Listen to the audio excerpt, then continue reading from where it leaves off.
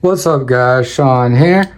Wanted to do a quick video showing you guys the last 3 knives I sharpened.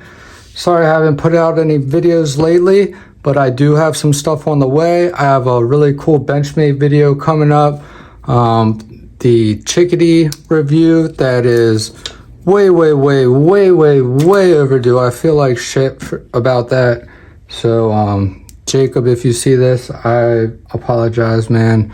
Sometimes I just, don't have any type of motivation to do videos, and I procrastinate, but I'm really trying to find ways to stay motivated and stay into making the videos, because I always love knives. I've loved knives my whole life.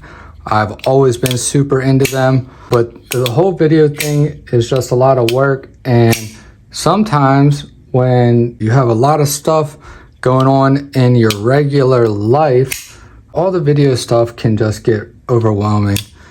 But I have lots of cool content, lots of valuable information, at least I think so, that I would love to share with you guys. But no more chit-chatting. Let's get straight into it and see these bad boys. I have 2 15V models right here. I have the Spyderco Shaman in 15V and the Spyderco Paramilitary 2 in 15V. This one is customized with some titanium scales, some bronze anodized hardware, Lynch Northwest titanium deep carry pocket clip, and this thing is pretty sweet. This one right here is on the stock side, but don't let that fool you. This is still an amazing knife.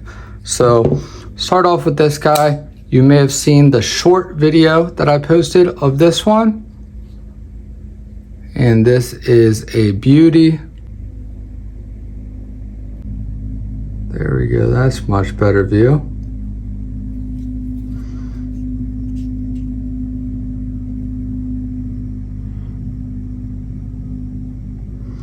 This one came in at 52 grams on the best test. Finished this with the 1200 Hapstone CBN, the Start series, not their premium line. And then I stropped it with 6.3 and 1 micron gunny juice on basswood. I did all of those guided on the TSPROF, and then I believe I did 3 and 1 micron gunny juice on basswood freehand also. So really happy with how this came out. Stupid sharp. My personal favorite, the Shaman. I have 2 of my Shamans right here, but take a look at this. This is the sharpest out of the bunch, coming in at 42 grams on the best test. So 10 grams lighter as far as the amount of weight it took to cut the filament. And anything below 50 is absolutely insane. Very difficult to achieve.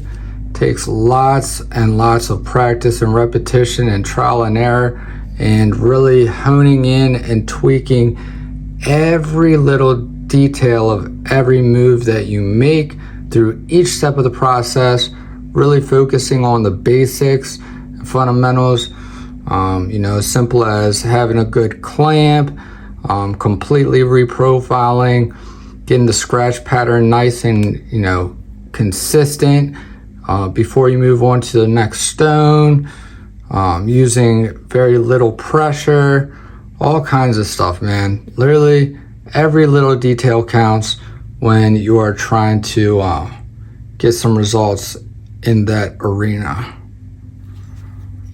So this is a bad boy. I'll show you the edges on my personal Shamans. This one is my Cutlery Shop exclusive in CTS XHP.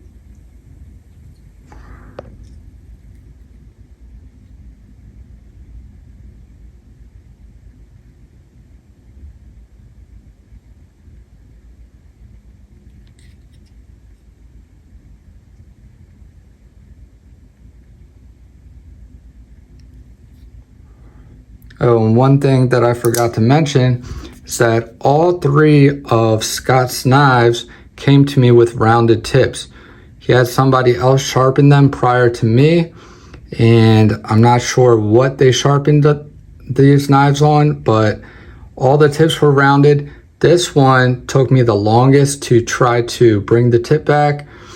Still not completely perfect in my eyes, which was really difficult for me to settle for where the tip is at right now, even though most people are going to see no issue with it. I'm just I'm a perfectionist, and I spent hours and hours trying to get this freaking tip back, man. And you know, I don't think that time and effort was necessarily in vain, because, you know, as you can see, it does have a good tip now. But if you look at this compared to the edge on my Shaman, you can tell I really took my time getting this profile as perfectly even and symmetrical as humanly possible. Was extra careful with her. Show you another one of my Shamans I have sitting here. It's my Knife Joker exclusive Crew Wear.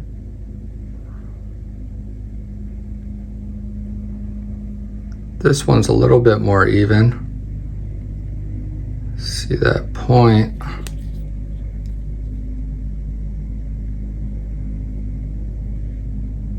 See that nice fine point? Take a look at this one.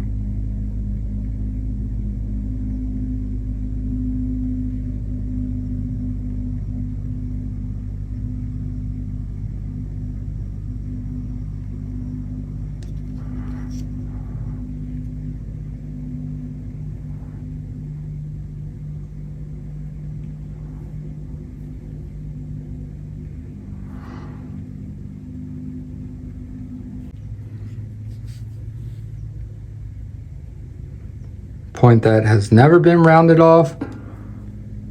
Point that was completely rounded off. Can you guys see a difference? I see a small difference.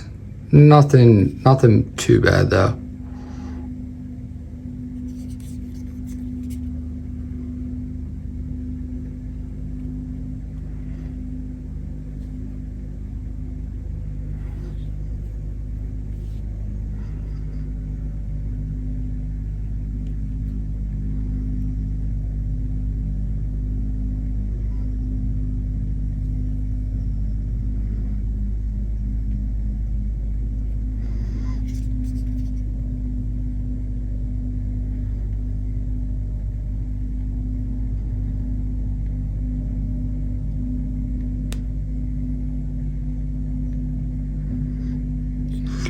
So anyway, let's see, compared to this one.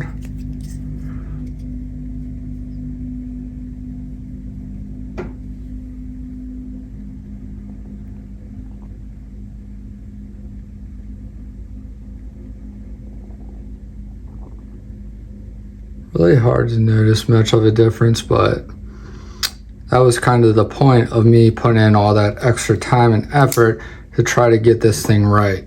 So really happy with how this came out. Excellent results. I absolutely love sharpening 15V. Here's my 15V MANIX 2 that was gifted to me from my buddy Chris, one of my first major channel supporters, and I think the first person to reach out to me and thank me for my videos and send me knives as gifts. This was my third knife that he has gifted me. He bought this 15V for me when they first came out and everybody was going crazy and you couldn't find one. I was completely shocked and lost for words and blown away. Never in a million years thought that somebody would gift me something like this.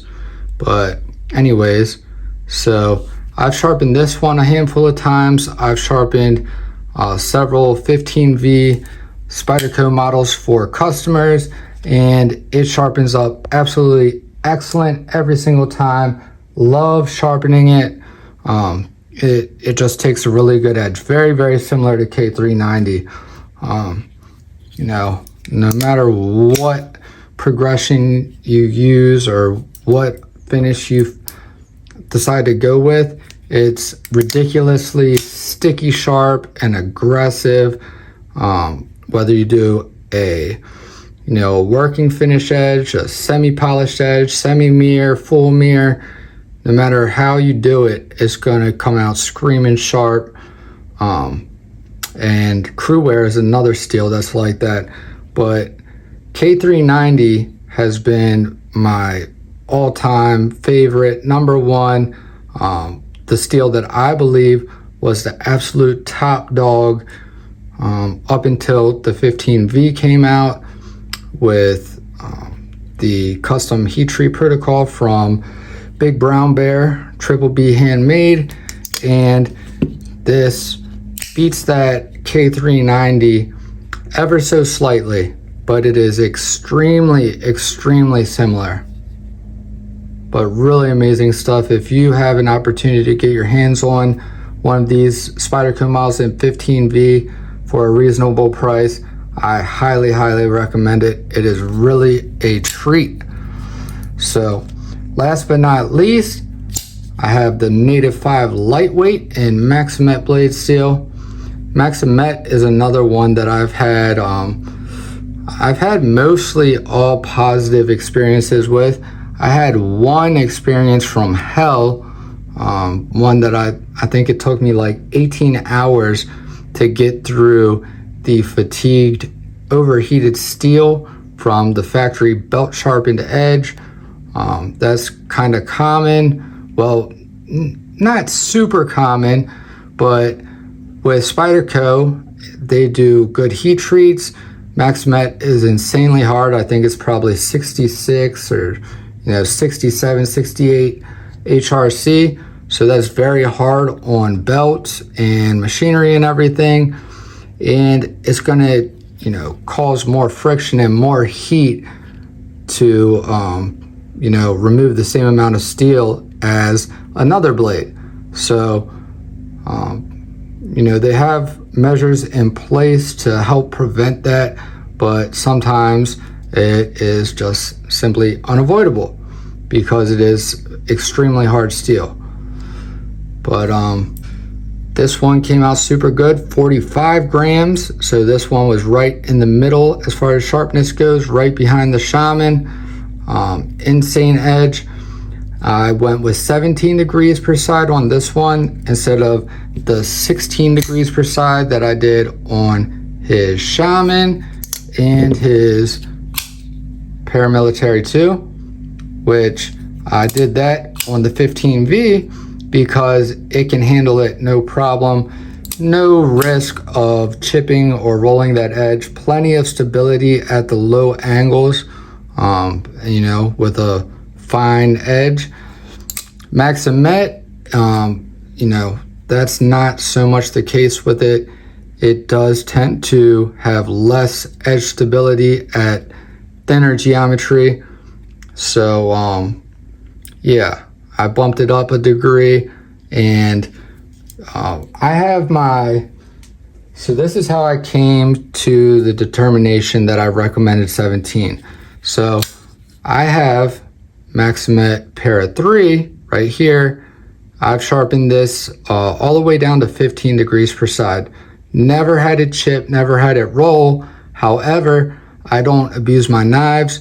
I always try to use the right tool for the job, and I typically only use this for, regular, normal cutting tasks. Nothing crazy. I'm not that say like cutting zip ties or, certain things are definitely not considered a crazy cutting task, but, you have to keep in mind the blade steel that you are carrying.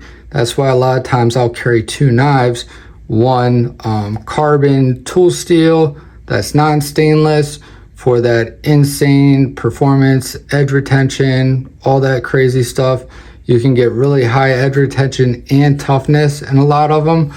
Maxamet is not one. It just has extremely high edge retention, but it does not have stainlessness. So I try to, have a balance of capabilities between whatever two knives I'm carrying, and I won't use this for any cutting test that I think might compromise this edge, or that might not have the stability to handle it. But with that being said, I've never came across any cutting task, well, none of the cutting tasks that I have performed with it ended with a chip or a rolled edge. So I told him, you don't have to be scared to go to lower angles. It can handle it. Just keep in mind, it's going to have the lower the angle you go, it's going to have a little bit less edge stability, a little bit less toughness as you go lower and lower. So by going up to 17 instead of 15, all that does is it ensures there is a decently higher chance that he will never have to worry about any chipping or rolling of this edge. Maxamet doesn't really roll. It's more of a chippy kind of deal because it's so hard. It's not soft and malleable, and when it is overstressed, it tends to want to chip or crack, similar to glass. Glass is also extremely hard, very similar to the hardness of this. So, you can expect similar characteristics under certain stress. Now, this is not glass, this is steel, so you don't have to baby it, but I just, whenever I am recommending what the edge that I think will be best for a customer, I always try to give them what's going to be best for them. So I let him know about how 15 degrees has never gave me any problems, but depending on how he is with his knives and his cutting tasks, his experiences could vary, and 17 degrees per side would be a safer range to go for, just because it gives you a little bit extra stability while still giving you very good cutting performance, great edge retention, very low resistance when you're cutting, passing through materials. So you get all the benefits of a low angle edge, except you have a little bit less risk of chipping. So that was a really drawn out explanation, but hopefully you guys understand where I'm coming from. And yeah, I just want everybody to have the best experience possible when they have their knives sharpened by me. So I try to set them up for success. So anyways, that is Scott's knives. About to wrap these up, box them up, and get to the post office, ship them out so he can get his babies back. Shout out to Scott, appreciate your business and appreciate the opportunity to sharpen these.